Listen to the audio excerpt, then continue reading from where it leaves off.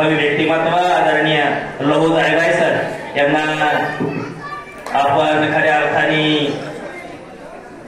शुभेच्छाही देऊ आणि आपलं मनोगत या ठिकाणी आपण प्रभावीपणे व्यक्त करावं.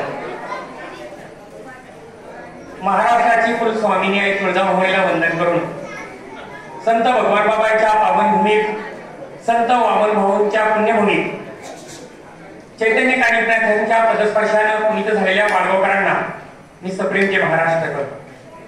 खरं तर आज खूप आनंदाच्या क्षणी आपण या सभामंडपामध्ये बसलेलो आहोत. सन्माननीय व्यासपीठ आणि व्यासपीठावरील सर्व सन्माननीय सर्वांचीच नावं घेतलं तर वेळेचा अपयोग होईल. खरं तर शिक्षण हे वाघिणीचं दूध आहे आणि ते पेल्यानंतर माणूस गुरगुरतो. पूर्वी एक काळ होता की ज्याच्या दंडामध्ये बळ असायचं त्याचं समाजामध्ये वजन असायचं, समाजामध्ये दहशतरूपी वजन असायचं. पण ज्यावेळेस संविधान आलं त्यानंतर ज्याच्या डोक्यामध्ये ज्ञानरूपी बळ आहे तो माणूस समाजामध्ये प्रतिष्ठित म्हणून मिळू लागला.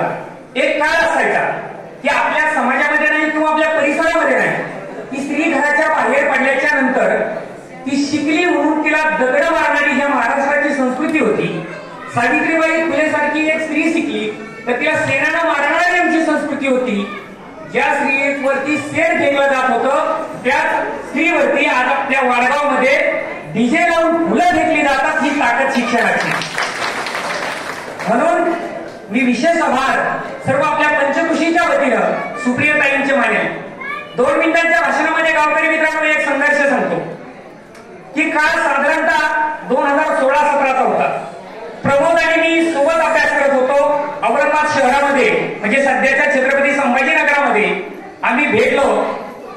प्रमोद थोडासा गोंधळलेल्या अवस्थेत होता की स्वतः प्रमोद सुद्धा अभ्यास करत होता.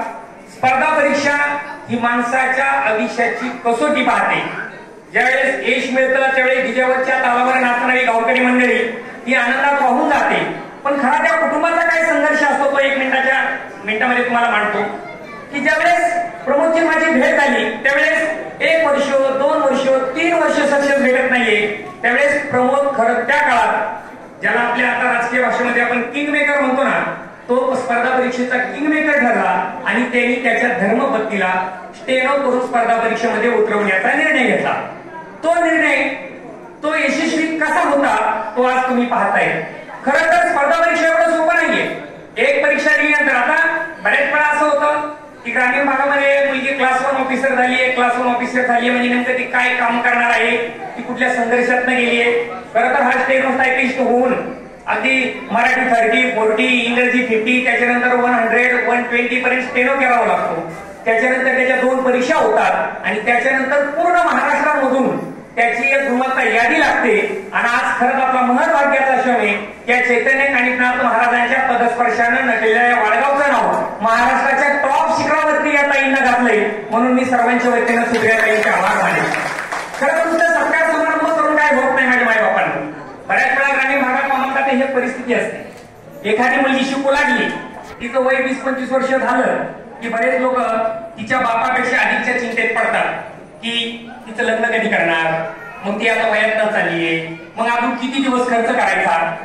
खरं तर एखादी स्त्री लग्न झाल्यानंतर सुद्धा, एखाद्या अपत्यानंतर सुद्धा या देशाच्या न्याय व्यवस्थेच्या गादीवरती जे न्यायाधीश बसतात त्या न्यायाधीशांना आपलं काम करण्यासाठी ज्यांच्या वाचून ते काम नडतं. समजा एक असं असतं, सरपंच जर वकील आले नाही तर पुढची पार्टी अनाऊन्स केली जाते. पण जर कोर्टाचा स्टेनो आला नाही तर त्या दिवशी न्यायाधीशाला सुद्धा आपलं कामकाज थांबावं लागतं. अशा पदावरती एक स्त्री संघर्ष करून पोहोचते. आपण फक्त एकच संघर्षाचं आपण योगदान लक्षात घ्यायचंय की आपला थाटा असेल, वाळगाव असेल, आसनापूर, कोळगाव, आखेगाव असेल की स्त्रियांना शिकवा. भगवान बाबांनी तुम्हाला सांगितलं स्त्रियांना शिकवा.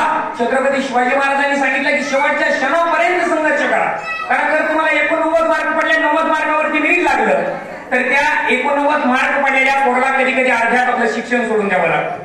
तुमच्या गावात उच्च विभूषित लोक आहेत.